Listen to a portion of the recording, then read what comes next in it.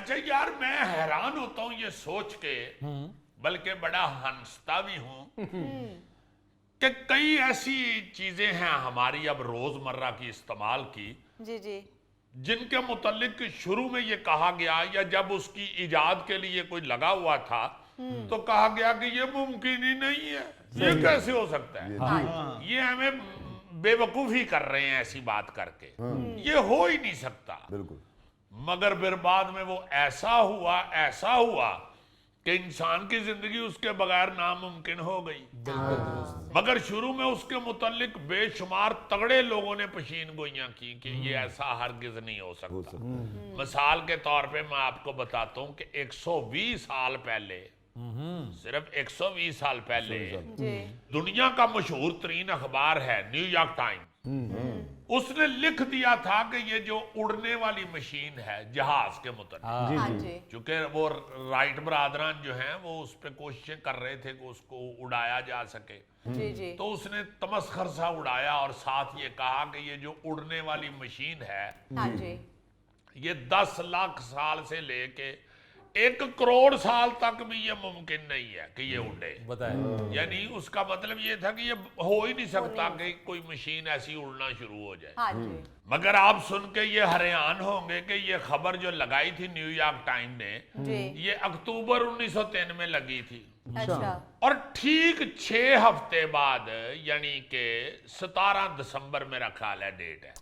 17 دسمبر 1903 اسی سال ٹھیک 6 ہفتے بعد انہوں نے جہاز اڑا لیا۔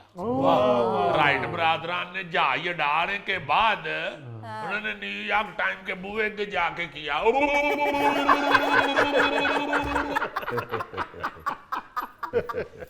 ناممکن کو ممکن کر دکھایا، ببلیاں ماری ہوں گی میں کہتا ہوں انہوں نے۔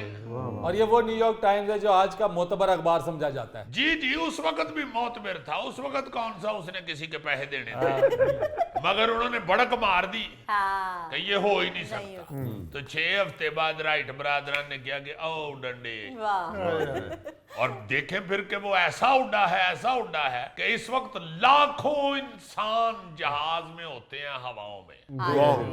آپ کبھی وہ میپ دیکھ لیں، اب تو وہ اپلیکیشنز ہیں اس میں صاف نظر آ رہا ہوتا ہے، وہ ایسے لگتا ہے کہ کوئی شہد کی مکھیوں کا چھتا اڑ گیا ہے، جال بچھا ہوا، اتنا جہاز ہوتا ہے ہوا میں، فضا میں اتنا جہاز ہوتا ہے۔ پھر آپ دیکھیں کہ مشہور سائنسدان لارڈ کیلون جو تھا، اس نے 1897 میں یہ کہا کہ ریڈیو کا کوئی مستقبل نہیں ہے، اور یہ جو ایکس ریز ہیں، ایکس رے مشین جس سے ہم ایکس رے اب اتروا لیتے ہیں، یہ تو بالکل ہی ناممکن ہے۔ اب آپ دیکھیں کہ ایکس رے کے بغیر کوئی بھی میڈیکل سینٹر نامکمل ہے۔ ڈاکٹر کہتا ہی سب سے پہلے جاؤ ایکس رے الٹرا ساؤنڈ کرا کے آؤ۔ میں کہنا جی جڑے بندیاں دیاں فوٹویں کھینچتے ہیں انہوں نے بھی ایکس رے مشیناں لا لی ہیں،